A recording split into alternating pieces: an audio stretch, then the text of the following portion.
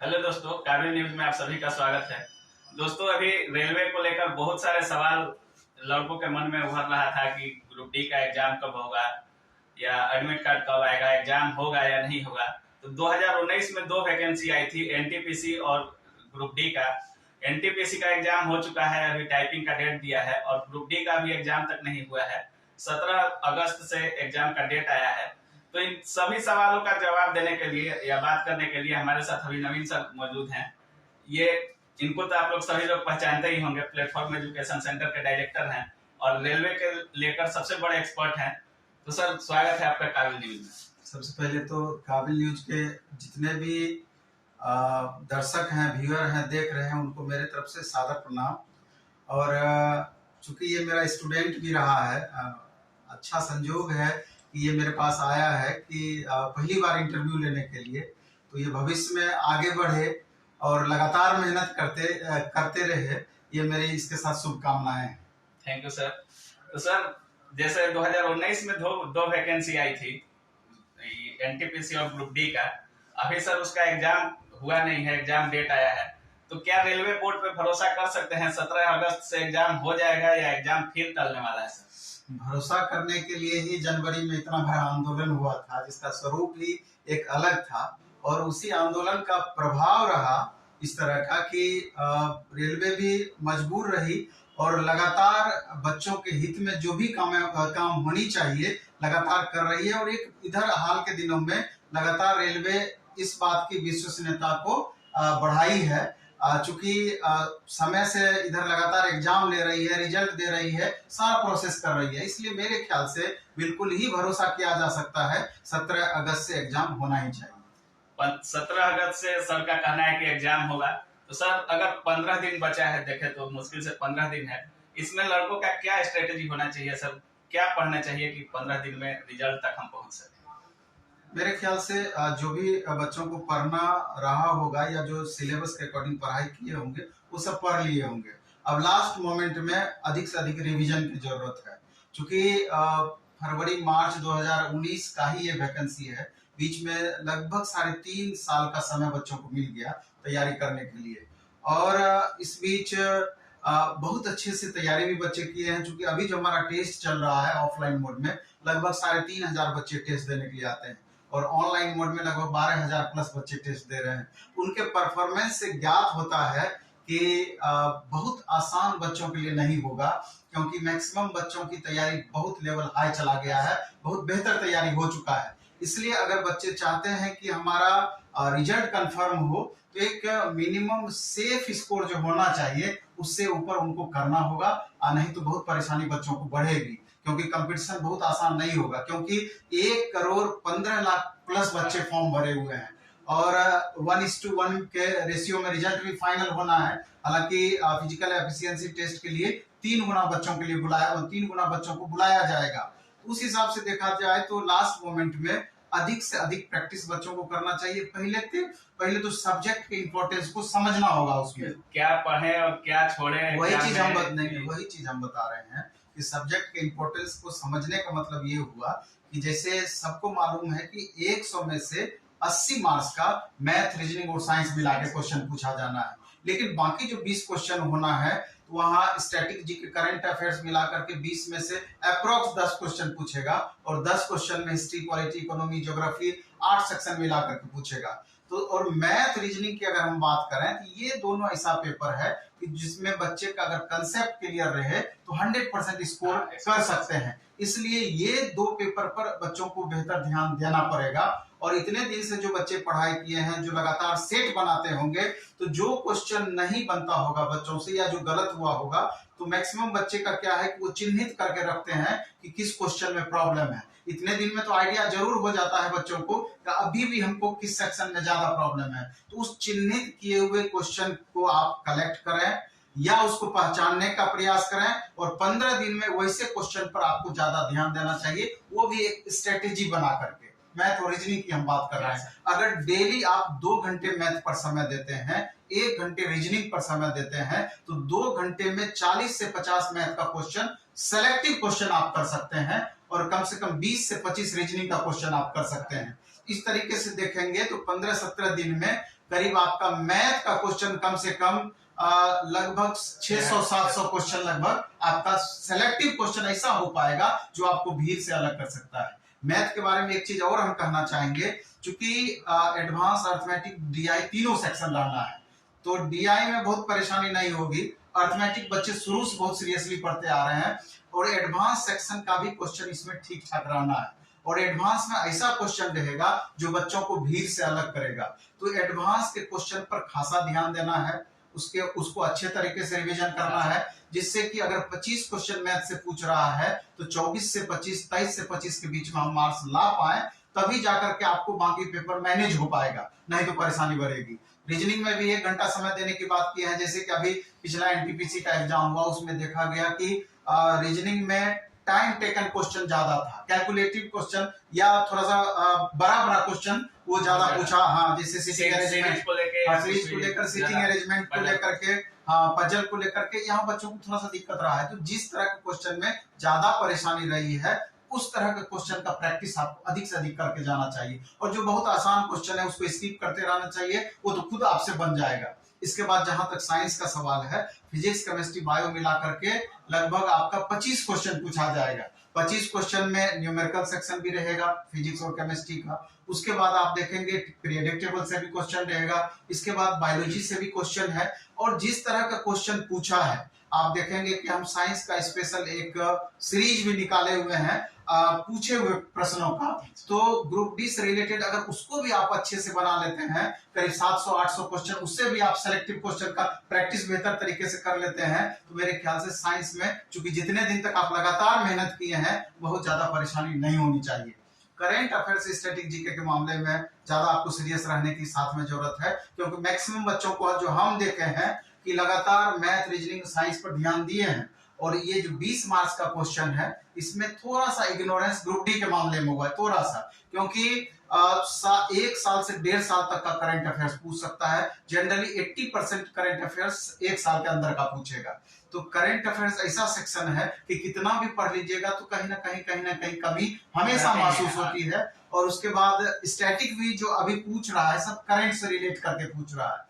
तो मेरा ये कहना है कि एक मार्क्स का अपना एक अलग महत्व है कि 1 मार्क्स अगर आपका अंतर पड़ जाएगा कट ऑफ में आगे चल करके, तो पता चलेगा 5 से 10 हजार बच्चों के बीच उथल पुथल हो गया।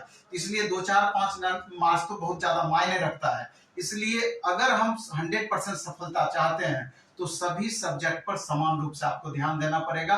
ये अलग बात है कि कुछ पोर्शन अगर हमारा बहुत अच्छा है, मैथ बहुत अच्छा है, रीजनिंग बहुत अच्छा है, ये आपके लिए पॉजिटिव है। और इस खुशफहमी में भी नहीं रहना है कि हाँ कि ये दोनों पेपर अच्छा है तो सिर्फ हमारा इसी से काम चल जाएगा, ऐसा नहीं होना है। अन्य सब्जेक्ट को भी हमको लेकर के चलना चाहिए। और हमारे ख्याल से सेफ स्कोर पर एक बार चर्चा जरूर होना चाहिए। हाँ सर, सबसे बड़ी बात यह है कि जो टेस्ट सीरीज चल रहा है, अगर प्लेटफॉर्म के टेस्ट में हमारा 60 नंबर आता है, 50 आता है, 70 आता है, तो वहाँ पे हमारा सेफ स्कोर क्या हो रहेगा सर? एक्चुअली में दूसरे टेस्ट की तो बातें हम नहीं करेंगे, क्योंकि बहुत ज्यादा हमको आइडिया नहीं है। जो बच्चों से सुनते हैं वही चीज फिर हमको समझ में भी आती है। लेकिन चूंकि अपने सेट में क्या होता है कि वो डायरेक्ट खुद हम क्वेश्चन सेट करते हैं, हमारी टीम क्वेश्चन सेट करती है, तो उसमें हमारा हमेशा उद्देश्य होता है कि जिस तरह का पैटर्न अभी चल रहा है, जिस तरह के क्वेश्चन टीसीएस पूछ सकती है, उससे 15 से 20% क्वेश्चन का लेवल हम बढ़ा के रखते हैं कि स्टूडेंट को जब एग्जामिनेशन देने के लिए एग्जाम हॉल में पहुंचे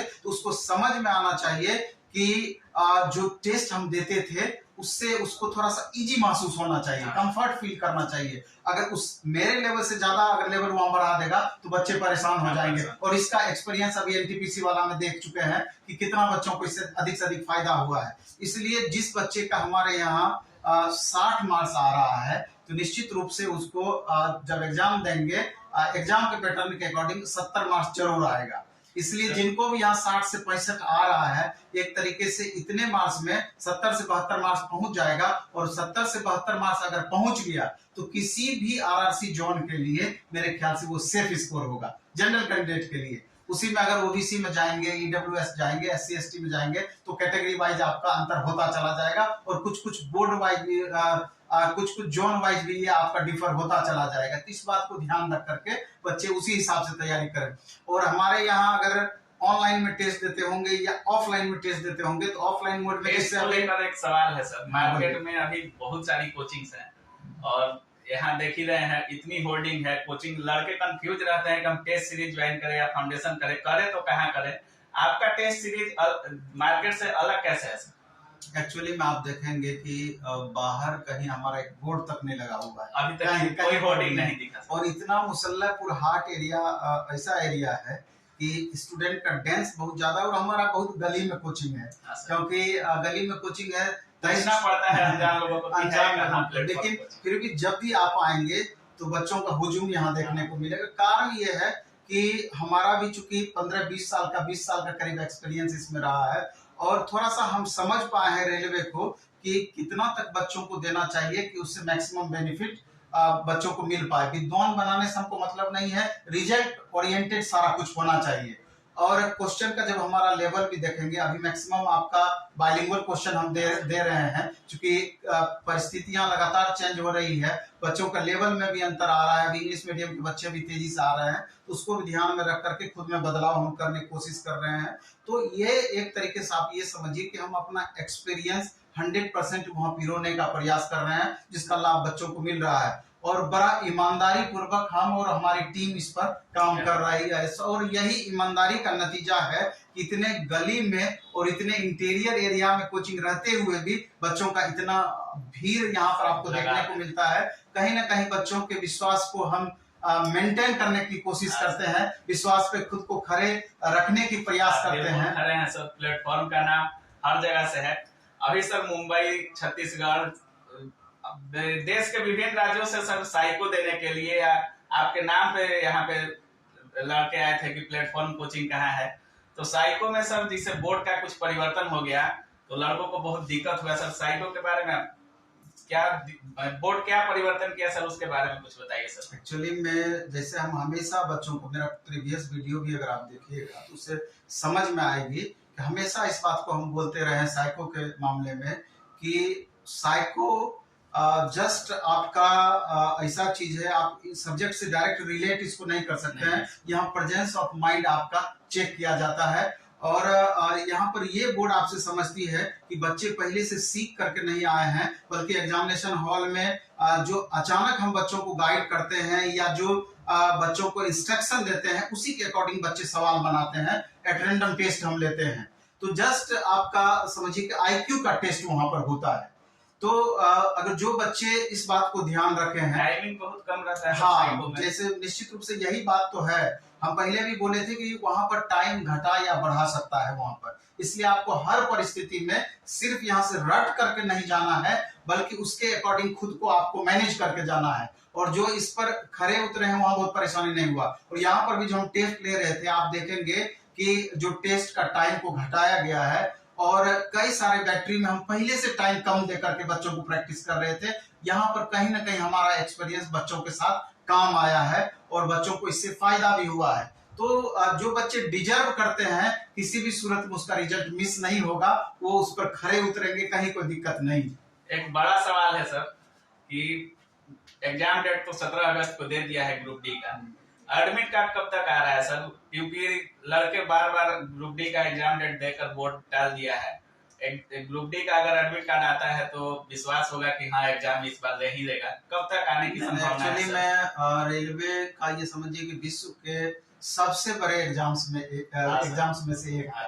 1 करोड़ 15 लाख 18 लाख बच्चे कम नहीं होते हैं, और इतने बच्चों को मैनेज करने के लिए बृहद पैमाने पे सिस्टम भी उस तरह का जनरेट करके अपना उस तरह का व्यवस्था करना होगा। TCS को एग्जाम कंडक्ट करने के लिए दी है। तो अभी तक जो भी देखा गया है सारा कुछ बेहतर तरीके से हो रहा है, समय पर हो रहा है। इसलिए आप ऐसा मान के चल सकते हैं, जो रूल है कि 17 तारीख को है तो 10 दिन पहले बच्चों का सेंटर बता दिया जाएगा कि आपका कहाँ कहाँ पड़ रहा है, और 4 दिन पहले एडमिट कार्ड रिलीज किया जाता है। तो जो रूल है मेरे ख्याल से उस रूल को फॉलो किया जाएगा, और कंफर्मेशन भी मेरे ख्याल से 99% होप रखिए कि समय से आ जाएगा। तो उम्मीद है कि इस बार रेलवे टाइम से एग्जाम ले लेगा। और ये नवीन सर से हम लोग रेलवे के तमाम सवालों पे बात किए, इतना अच्छा से सर ग्रुप डी और NTPC को सुझाव दिए, तो आप लोग जरूर इसको फॉलो कीजिएगा। सर एक सवाल और है, ऑफलाइन या ऑनलाइन? सर एक जैसे लॉकडाउन में ऑफलाइन का क्रेज बहुत कम हो गया है सर, सारे लोग ऑनलाइन पढ़ने पे ध्यान दे रहे हैं। इसमें दोनों में अंतर सर, और क्या पढ़ना चाहिए, ऑफलाइन टेस्ट सीरीज या online test series, offline foundation या ऑनलाइन फाउंडेशन, क्या करें सर? एक्चुअली में दोनों का अपनी जगह एक अलग महत्व है। क्योंकि अगर कोई आप देखेंगे ऑफलाइन क्लासेस की पहले हम बात करें तो कोई टीचर अगर बोर्ड पे खड़े होकर बच्चे को पढ़ा रहा है और आप स्क्रीन पर वही चीज देख करके पढ़ रहे हैं तो थोड़ा बहुत अंतर हो जाएगा। 100% नहीं तो 80-90% फायदा ऑनलाइन वाले बच्चों को भी होगा ही होगा, उसको हम इग्नोर करने की बात नहीं कर रहे हैं। लेकिन ऑफलाइन में क्या होता है, डायरेक्ट आप टीचर से क्वेश्चन पूछ सकते हैं, आपके अकॉर्डिंग जवाब सवाल होता है और उसमें भी एक अटैचमेंट बच्चों के बीच होता है। तो कहीं ना कहीं ऑनलाइन में थोड़ा सा इससे परे है। लेकिन ऑनलाइन का एक अलग विशेषता यही है, आप देखे होंगे कि कोरोना काल का ये उपज रहा और कोरोना काल में इसमें मैक्सिमम बढ़ोतरी हुई। तो एक वरदान सा साबित ऑनलाइन वैसे बच्चों के लिए हुआ कि जो अर्थ के अभाव में या आर्थिक पैसों के अभाव में जो घर से बाहर रह करके तैयारी नहीं कर सकते थे, अपने होम डिस्ट्रिक्ट या राजधानी या अन्य कहीं बाहर रह करके तैयारी नहीं कर सकते थे, तो वैसे बच्चों के लिए बिल्कुल वरदान साबित हुआ कि जो आर्थिक रूप से परेशान रहते हुए भी अब जो 100-50-200 रुपया का भी व्यवस्था कर सकते हैं और एक एंड्रॉइड फोन अगर उसके हाथ में है तो शिक्षा का 100% लाभ वो घर बैठे भी उठा सकते हैं। और अभी आप देखेंगे होंगे हाल के दिनों में एसएससी का रिजल्ट आया, चाहे फिर बीपीएससी का रिजल्ट आया या अन्य एग्जाम्स का रिजल्ट आया, वो बहुत सारे बच्चे को आप देखे होंगे कि गांव घर के भी वैसे बच्चों का इसमें रिजल्ट है जो कि कंप्लीट ऑनलाइन मोड में पढ़ाई किए और रिजल्ट देख के ये अपने आपको साबित कर दिए कि सिर्फ ऑफलाइन ही माध्यम नहीं हो सकता है, अगर आप में ललक है तो ऑनलाइन माध्यम से भी आप 100% रिजल्ट दे सकते हैं, अपने को खड़े रख सकते हैं कंपटीशन में। थैंक यू सर, इतना अच्छा सुझाव सर दे रहे हैं, इसको आप जरूर फॉलो कीजिएगा। और सर कोई लास्ट सुझाव ग्रुप डी को लेकर, एग्जाम को लेकर सर? मेरा सारे बच्चों से यही सुझाव होगा कि कम से कम आपको इस बात को समझना होगा कि रेलवे ग्रुप डी की तैयारी वैसे बच्चे करते हैं जो कि मध्यम वर्गीय भी नहीं बोलेंगे, क्योंकि आजकल मध्यम वर्गीय का रेंज बहुत ऊपर चला गया है। ग्रुप डी का रेंज भी बहुत ऊपर है सर। हाँ बिल्कुल, उसी बात पर हम आ रहे हैं कि निम्न मध्यम वर्गीय साधारण परिवार के बच्चे उसमें ज्यादा एंगेज है ग्रुप डी वाले मामले में। इसलिए और कितने मेहनत से माँ बाप आपको उस लायक बनाने का कोशिश करते हैं या अपना त्याग से अपना पेट काट करके कोई भी गार्जियन है तो वो कभी नहीं चाहते हैं कि हमारा बच्चा हमसे नीचे लेवल में जाए या वो सफल ना हो, कभी नहीं चाहते हैं। इसलिए जो गार्जियन इतना त्याग करके उस लायक आपको बनाने का प्रयास करते हैं तो आपको भी उसका उचित रिटर्निंग देना ही चाहिए। आपको भी सफल होकर के गार्जियन को ये चीज दिखा देना है कि आपने जो हम पर विश्वास किया था हम उस पर खरे उतर रहे हैं। और सबसे बड़ी बात यह है कि अगर आपको सफलता मिलती है, ऐसे ही आपके माँ बाप की आयु 10 साल ऐसे ही बढ़ जाएगी। तो कम से कम अपने लिए नहीं तो कम से कम जो माँ बाप आपको जन्म दिया है उसके लिए आप मेहनत में कमी ना लाएं। और आगामी जो 10 दिन, 15 दिन, 20 दिन का समय है, महीना दिन का समय अगर आपको मिल रहा है तो पूरी तरीके से 10 घंटे 12 घंटे मेहनत करके किसी भी सूरत में हमको एक सीट से मतलब है, एक सीट पर हमको रिजल्ट चाहिए, ऐसा प्रण करके आपको आगे बढ़ना है और रिजल्ट ले करके आपको दिखा देना है और अपने परिवार का नाम भी आपको रोशन करने का प्रयास करना है। हम होंगे कामयाब इसी कोटेशन के साथ। सर बच्चों को एक लास्ट शुभकामनाएं दे दीजिए सर ग्रुप डी एग्जाम को लेकर। हाँ, शुभकामनाएं तो 100% बच्चों के साथ है, लेकिन हम फिर भी ये कहना चाहेंगे कि इससे पहले जो भी एग्जाम दिए होंगे, सफलता मिली या नहीं मिली, तो उससे कुछ सीख हमेशा आपको लेना चाहिए। कहा भी गया है कि बार बार गिरकर उठता है, उठकर कदम बढ़ाता है, मंजिल की छाती पर अड़ा वही वीर लहराता है। इसलिए इसी बात से हम अपना बात को समाप्त करते हैं और उम्मीद करते हैं कि अगर थोड़ा भी आपको ये वीडियो पसंद आए, अगर कहीं ना कहीं सफलता में आंशिक भी अगर हमारा योगदान होगा, हम अपने आप को बहुत भाग्यशाली समझेंगे। बहुत बहुत धन्यवाद सर। जैसे कि आप लोग देखे तमाम सवालों के जवाब नवीन सर बहुत ही अच्छा से दिए और पूरी स्ट्रेटेजी बताए हैं कि क्या करें हम लोग तो हम लोग कामयाब हो सकते हैं ग्रुप डी एग्जाम में या एनटीपीसी में। तो सर बहुत बहुत धन्यवाद आपको। बहुत धन्यवाद। जय हिंद।